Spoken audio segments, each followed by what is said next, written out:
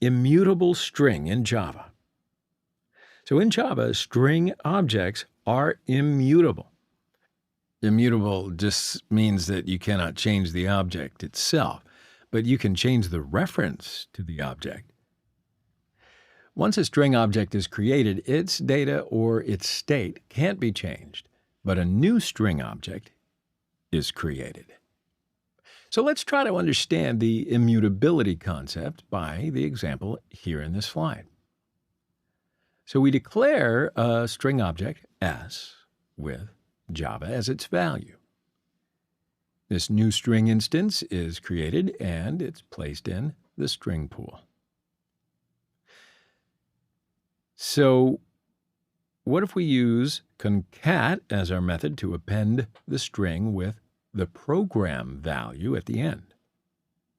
Also, new object is created and placed in the pool.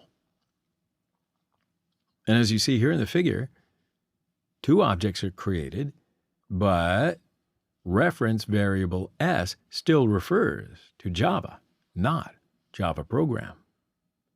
Because, say it with me, strings are immutable objects. So we'll introduce with string buffer and the string builder classes, which are also immutable, in the upcoming slides.